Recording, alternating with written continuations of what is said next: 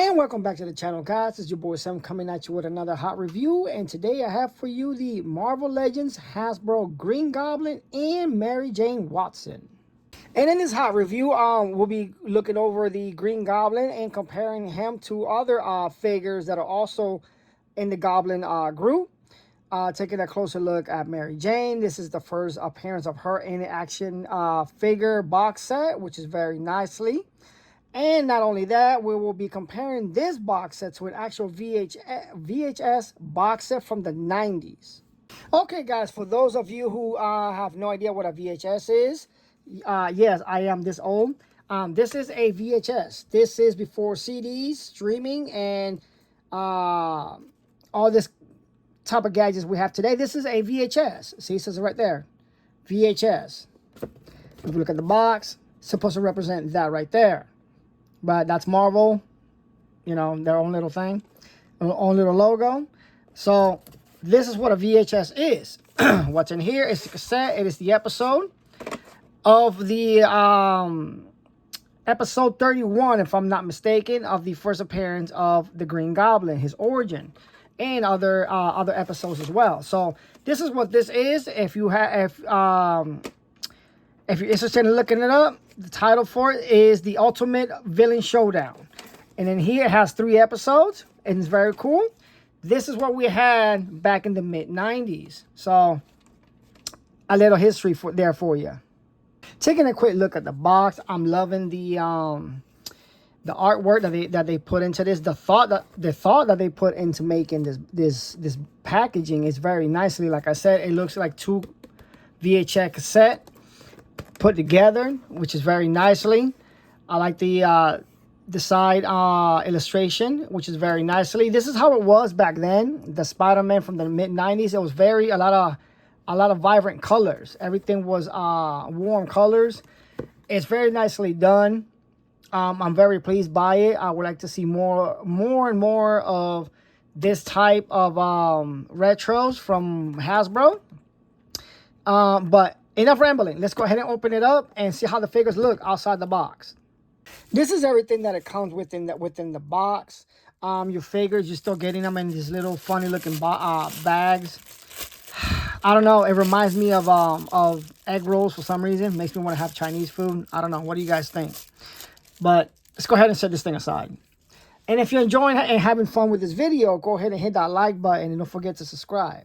So, but yeah, let's go ahead and take a quick closer look at the figures, and let the ladies go first. So here's Mary Jane. Man, I am completely stunned how they made her figure. It's amazing. You know, Hasbro was good for revamping or reusing parts to make a new character, but in here there is none. Everything is new. There's no way from the arms to the legs, the boots, the hair. There's nothing that you have with this figure that is remade. Everything is set from scratch, and I appreciate that a lot. I love this figure. I never had a Mary Jane figure outside of the McDonald's one, which it looks like this. It was about yay big, about that big back in the day. It was a Happy Meal when the show was being aired back in the mid-90s, and she looked good.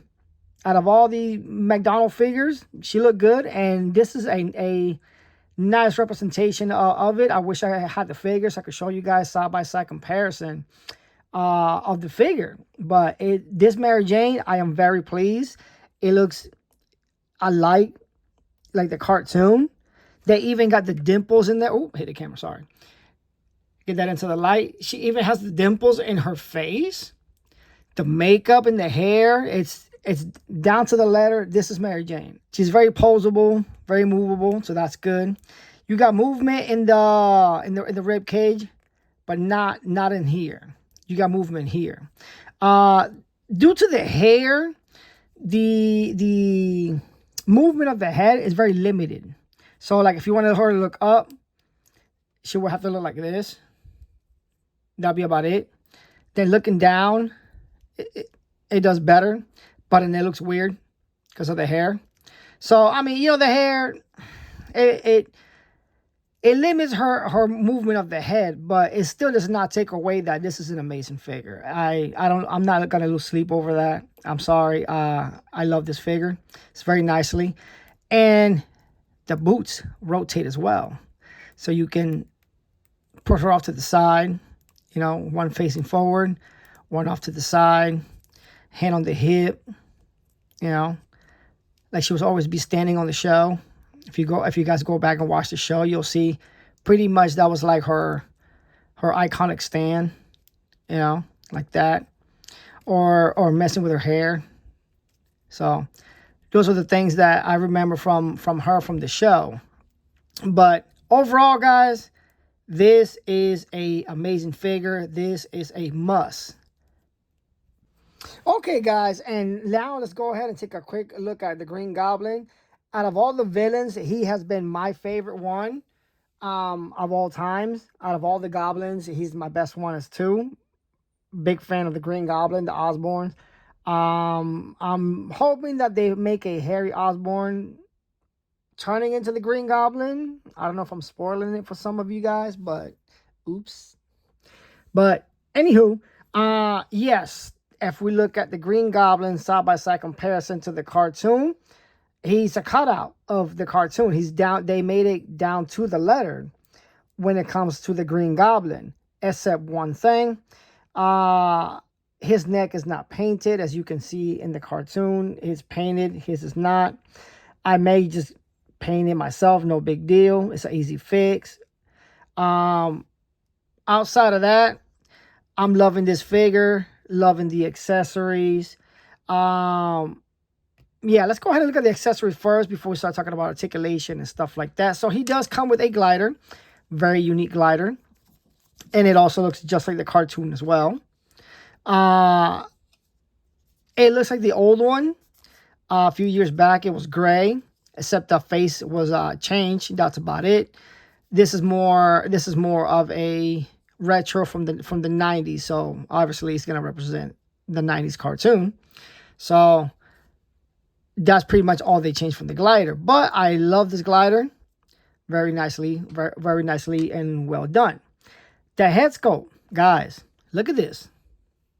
Let me get that into the camera. Look at that head sculpt. Look at that look that Norman has.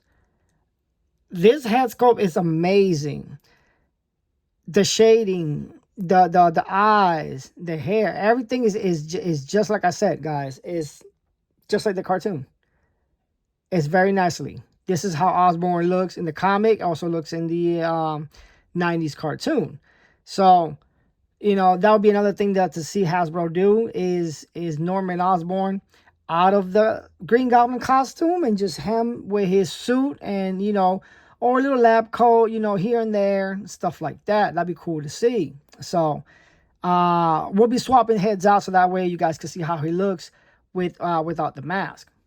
And if you have other goblins, you'll know you get your standard goblin bomb.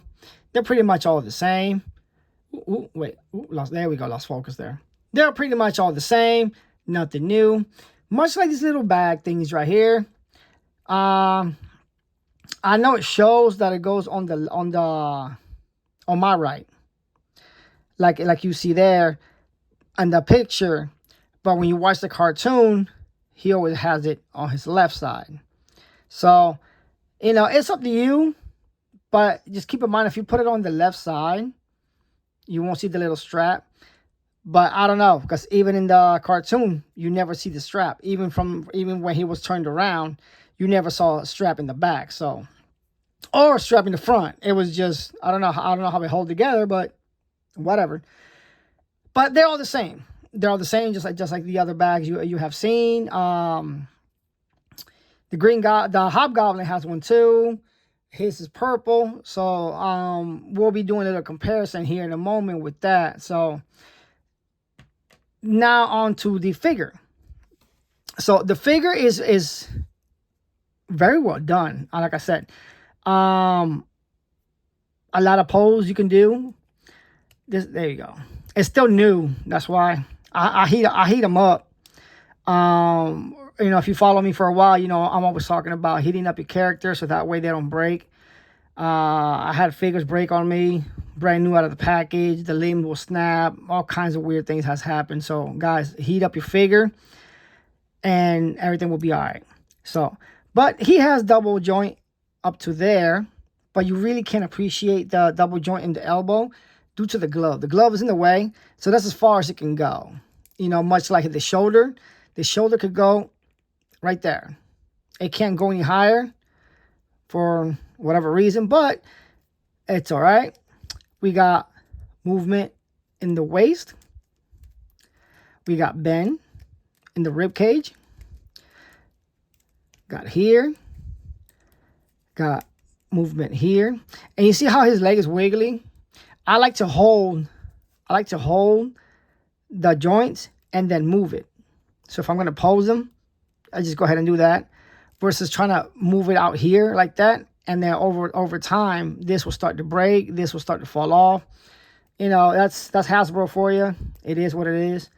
Same thing as the feet. Instead of trying to hold it out to here and putting pressure here, I like to hold the feet like right here at the shin and then just bend it there.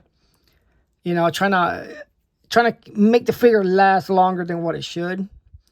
It's wear and tear. Something's about to happen one day. I'm just trying to prevent it from happening sooner rather than later. So, has a little hole thing here. I mean, Hasbro, if you're not going to put anything there, why have the little hole? But this is what I mean. The difference from the Green Goblin and Mary Jane's built. This is a reuse part. These pieces are reused where Mary Jane was not. So, if you see things like that, guys, it's how they made them. It's part of it. No big deal. What can you do? But look at that expression in that face. That evil look on his face. Is, so like I said, straight out of the cartoon. Right there. Right there. Okay, guys, this is how the Green Goblin looks without his mask. Which this is actually when he takes the mask off. He's Norman Osborn. That's his actual name. I don't know what looks more sinister, him with the mask or without it. I don't know. What you guys think? Put it in the comments. Let me know. I like it without the mask and just leaving the suit on. Just how you see it here. I don't know. It makes it look more interesting without the mask. Let's go ahead and put the little bag thingamajigger. It goes in like this. Very nicely, very smoothly. See how I like hold on to the limbs so that way you can move it so nothing snaps, nothing breaks. Now, if you had other goblins before, this is a pain to put in his hand. You gotta mess around with it, move it here and see how it moves. And this is such a small piece; it's easy to lose. So I like to do that. Do what I need to do. If I'm taking pictures or making a video, then take it off. I don't want to lose it. So I take it off, put it where I can see it, and that's it. Okay, and this is how the Goblin looks fully geared up and ready to battle. Nice fit for the glider. Easy to slide in and out of his feet, It's not too troublesome, but at the same time, you got to watch it. It doesn't fall. So you may want to just hold on to the Goblin versus the glider, because I doubt the glider is going to fall and just shatter or something's going to break. But the figure, you can. So keep that in mind. That's why I'm holding on to him and not the glider. And then you put the little bomb in his hand. Let's go ahead and give this a try. I'm only doing this once. If it works, cool. If it doesn't, then it's not meant to be. Come on. There we go. So there you go. There's the Green Goblin all suited up and ready to go. And this is how he looks like when he's all geared up. Okay, guys, this is a side-by-side comparison of the Green Goblin and Hobgoblin. Looking at Demon Goblin compared to Green Goblin, it's also a lot of similarities as well. And hey, guys, here's a pro tip. On the glider, you can levitate it off the ground if you have one of these. It does not come in the box set, unfortunately, But the glider does have a little hole right there. So I went and I heat up the glider with warm water, and you slide this in. It'll warp and it'll go right in nice and smoothly. It will not harm the glider, so don't worry about it. And that way you'll be able to display your Goblin off the ground. Okay, guys, that's it for this review. If you found value in this video and you have fun, go ahead and hit that like button. And if you're new to the channel, go ahead and hit that subscribe button and bell notification, so that way you'll be notified every time I upload a video just like this. And until next time, guys.